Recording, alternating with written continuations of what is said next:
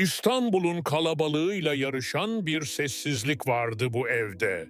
Her sabah aynı kahvaltı masasında buluşan iki insan ama artık birbirine yabancıydılar. Gülseren ve Kerem. 15 yıldır evlilerdi. Aynı evi, aynı havayı, aynı kaderi paylaşıyorlardı ama bir kelime bile paylaşamıyorlardı. Sabah çayının dumanı yükselirken konuşmayan iki insanın arasındaki sessizlik de yükseliyordu. İletişim bitmişti ama tartışma yoktu, bağırış çağırış da yoktu. Sadece sessizlik vardı ve bu sessizlik her geçen gün daha da ağırlaşıyordu. Sevgili izleyenlerim, yeni hikayemize hoş geldiniz. Bu stoacı hikayemizi dikkatle dinlemenizi tavsiye ediyorum. Hikayeye devam etmeden önce kanalıma abone olmayı ve videoyu beğenmeyi unutmayın. Şimdi kaldığımız yerden devam edelim. Kerem bir hastanede teknisyen olarak çalışıyordu. Gülseren ise bir okulda öğretmendi. Her ikisi de gün boyunca onlarca insanla konuşuyordu. Ama eve geldiklerinde birbirlerine tek bir cümle bile kurmadan saatler geçiyordu. Artık birbirlerine ne hissettiklerini bile bilmiyorlardı. Gülseren bazen camdan dışarı bakıyor, içinden şunu geçiriyordu. Ne zaman kaybettik biz birbirimizi? Ama sormuyordu. Çünkü cevabını duymaktan korkuyordu. 10 yaşındaki oğulları Mert de bu sessizliğin bir parçası olmuştu. Okuldan gelir gelmez odasına kapanıyor, yemeklerini hızla yiyor ve sonra ekranına geri dönüyordu. Gülseren onunla konuşmaya çalıştı. Ama aldığı cevaplar hep aynıydı. İyiyim. Boş ver. Bilmiyorum. Zamanla o da içine kapandı. Çünkü çocuklar konuşmadıkları bir evde büyürken suskunluğu öğrenirler. İletişimi değil. Bir akşam Gülseren eski bir defter buldu. Lise yıllarından kalma.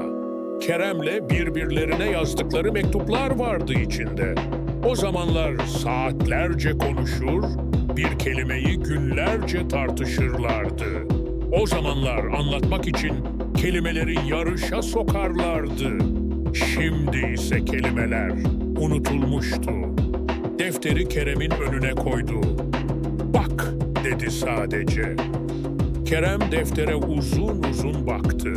Gözleri uzaklara kaydı ve sonra yavaşça sordu. "Ne oldu bize?" İlk kez biri bu soruyu sesli sordu ama yine cevap yoktu. Çünkü yıllar içinde konuşmayı unutmuşlardı. Bir hafta sonra hiç beklenmeyen bir misafir geldi. Kerem'in babası Rahmi Bey, 70 yaşındaydı. Sert mizacıyla tanınırdı. Ama o gün sofrada uzun bir sessizlikten sonra şunu söyledi. "Mert hiç konuşmuyor." Sonra Kerem'e döndü. "Sen de konuşmuyorsun oğlum.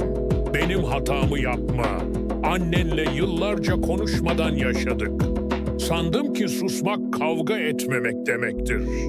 Ama kavga bile etmeyince artık bir şey kalmıyor geriye.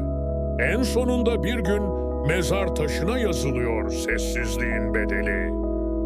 Kerem başını öne eğdi. Çünkü sessizliğin bir tercih değil, bir kaçış olduğunu ilk kez bu kadar açık duymuştu. Bir gece Gülseren Mert'e bir mektup bıraktı. "Seninle konuşmak istiyorum," diye yazmıştı. "Seni anlamak istiyorum. Ne hissediyorsun, ne yaşıyorsun? Benimle paylaşır mısın? Sana ulaşmak istiyorum oğlum." Mert o mektubu 3 kez okudu. Sonra annesinin yanına gitti ve sadece şunu söyledi. "Ben de seni çok özledim." İlk defa belki yıllar sonra bir sarılma oldu. Ve o sarılmada yılların suskunluğu eridi.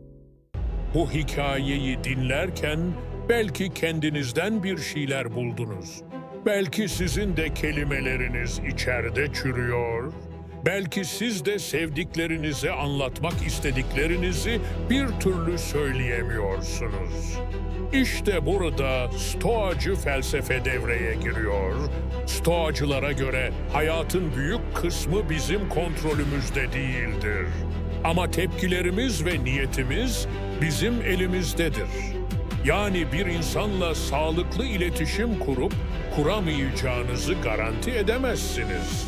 Ama o iletişimi başlatmayı seçebilirsiniz. Konuşmayı, anlatmayı, açık olmayı tercih edebilirsiniz. Ve en önemlisi sessiz kalmamayı seçebilirsiniz. Soru sormaktan korkmayın. Kendi kendinize bile olsa sorun. En son ne zaman kalbimi açtım? Konuşmam gereken birine hala susuyor muyum? Beni anlayan biri mi, yoksa suskunluğumu mecburen taşıyan biriyle mi yaşıyorum? Unutmayın, iletişim bir ihtiyaç değil, bir bağdır. Ve o bağ zamanla zayıflarsa kopar. Ama her kelime, her soru, her dinleme o bağı yeniden örer. Bugün birini dinleyin, bugün biriyle konuşun. Çünkü sessizlik en çok duymak isteyenin canını yakar. Bu tarz stoacı hikayelerimizin devamı için kanalıma abone olmayı unutmayın değerli arkadaşlar. Kendinize iyi bakın.